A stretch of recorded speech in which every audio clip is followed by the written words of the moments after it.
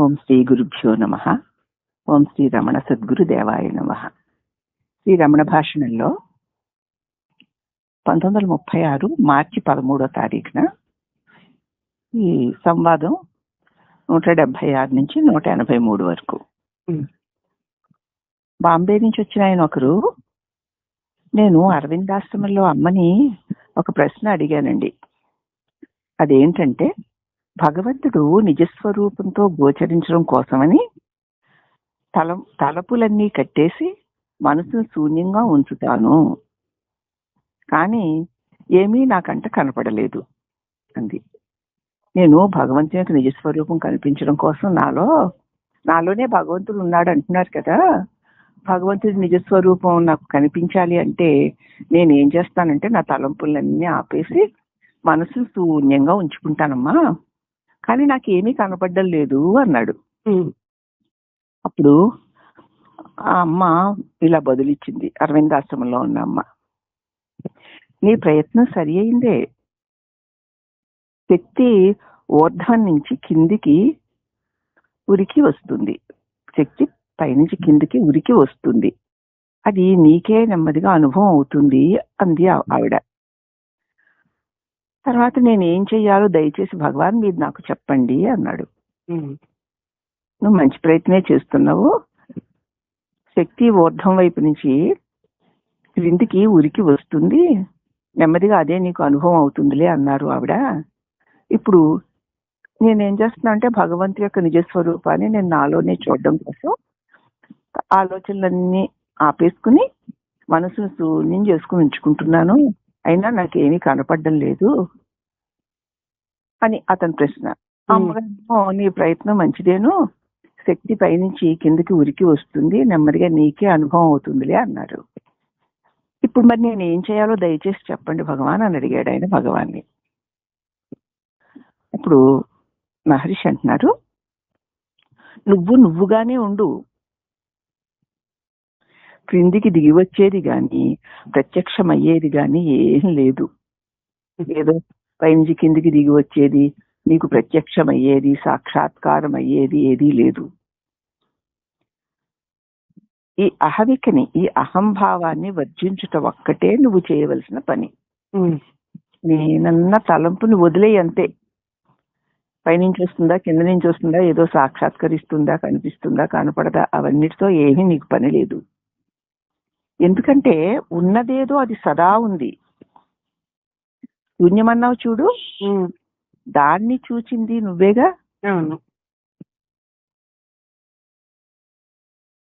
చూడడానికి నువ్వు అక్కడ ఉన్నావు కదా.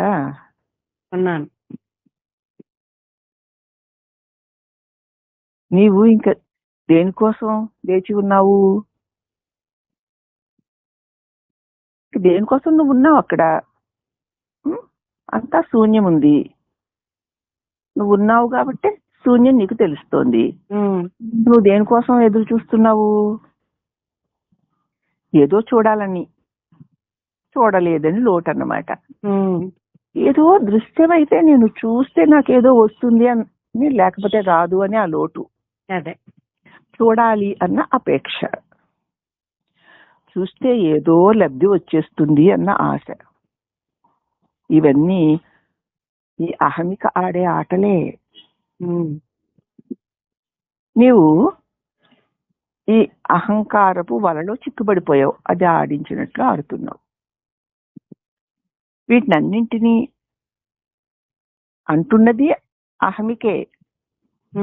ఇవన్నీ చెబుతూ తలంపులన్నీ ఆపేయాలి, మనసును శూన్యంగా ఉంచు, భగవంతుడి అనుగ్రహం కలుగుతుంది అని అదే చెప్తోంది. అలా ఉన్నాక శూన్యమే ఉంది తప్ప నాకేమీ రావడం లేదు అని అహమికే అంటోంది.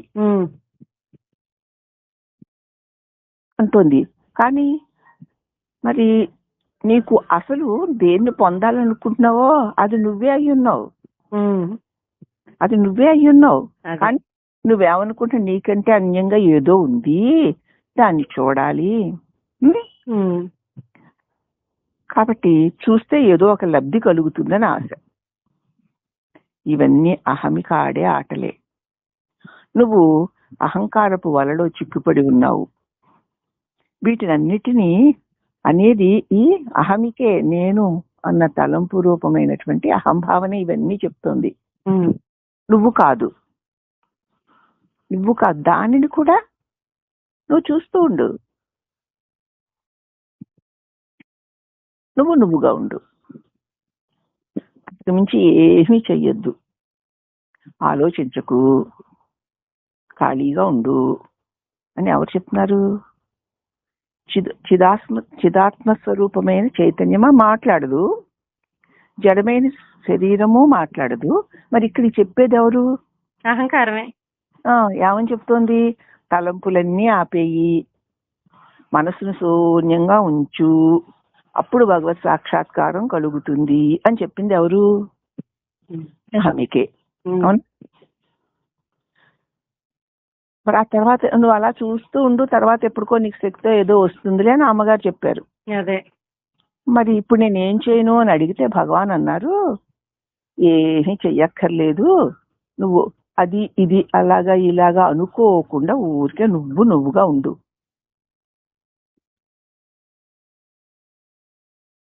ఇవన్నీ అహమిక వర్ణించడం, అహమికను వర్ణించుట, అహమికను వదిలివేయుటయే నువ్వు చేయవలసిన పని. ఇలా చెయ్యి, అలా చెయ్యి, ఇలా చేయాలి, అలా చేయాలి, అలా చేస్తే అది వస్తుంది, ఇలా చేస్తే ఇది వస్తుంది, ఏమీ చేయకు, ఖాళీగా ఉండేవన్నీ చెప్పేది ఈ అహంభావనే.